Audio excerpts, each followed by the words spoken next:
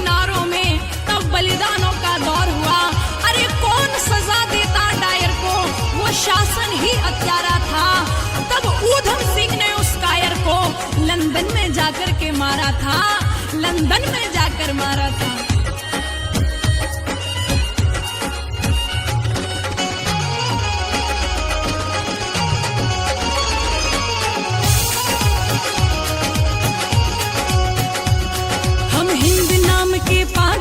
सरहद पे हमारे ठिकाने, दुश्मन को सबक सिखा दे हम देशभक्त मर्दाने।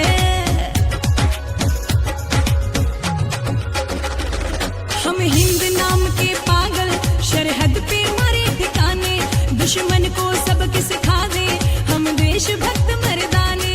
इसको सींचेंगे, इसको सींचेंगे हम तो अपनी जान से, इसको सींचेंगे हम तो अपनी जान से। ओ हिंदुस्तान के देश की शान के, हिंदुस्तान के देश की शान के हम फौजी, हम फौजी, हम फौजी हैं, हम फौजी हिंदुस्तान के, हम फौजी हैं, हम फौजी हिंदुस्तान के।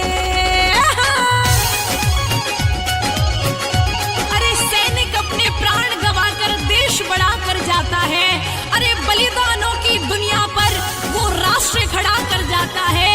अरे जिनको माँ के बलिदानी बेटों से प्यार नहीं होगा और उन्हें तिरंगे को लहराने का कोई अधिकार नहीं होगा, कोई अधिकार नहीं होगा।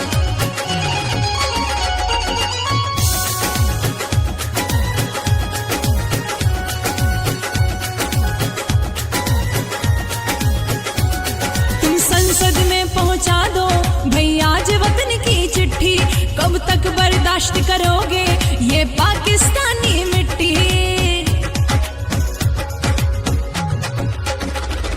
तुम संसद में पहुंचा दो भैया आज वतन की चिट्ठी, कब तक बर्दाश्त करोगे ये पाकिस्तानी मिट्टी।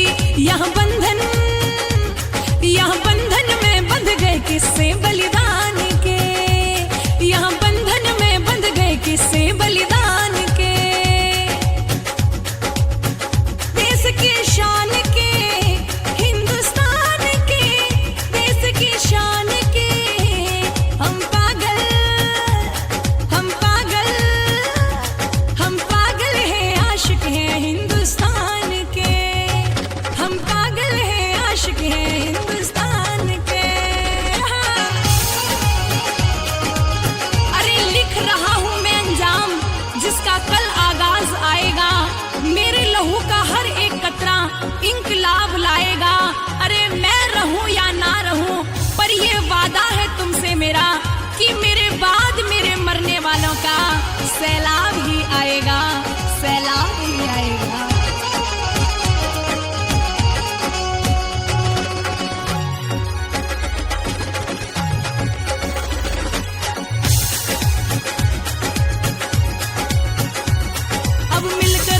सिखा दो इस देश के पत्थरबाजों को, तुम आज इजाजत दे दो इन देशभक्त जाबाजों को। अब मिलकर सबक सिखा दो इस देश के पत्थरबाजों को, तुम आज इजाजत दे दो इन देशभक्त जाबाजों को। हम आशिक, हम आशिक हैं, पागल हैं देश के मान के, हम आशिक हैं, पागल हैं देश के मान के। ओ हिंदुस्तान के देश की शान के, हिंदुस्तान के देश की शान के हम पागल, हम पागल, हम पागल हैं, आशिक हैं हिंदुस्तान के, हम पागल हैं, आशिक हैं हिंदुस्तान के।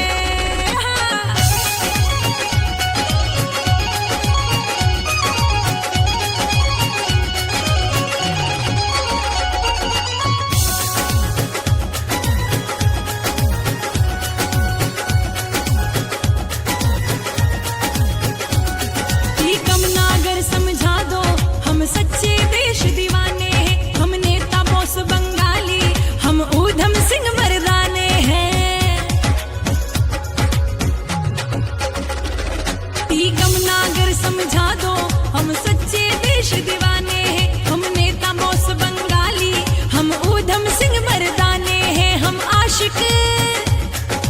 आशिक है फांसी वाली मुस्कान के, हम आशिक है फांसी वाली मुस्कान के। ओ हिंदुस्तान की देश की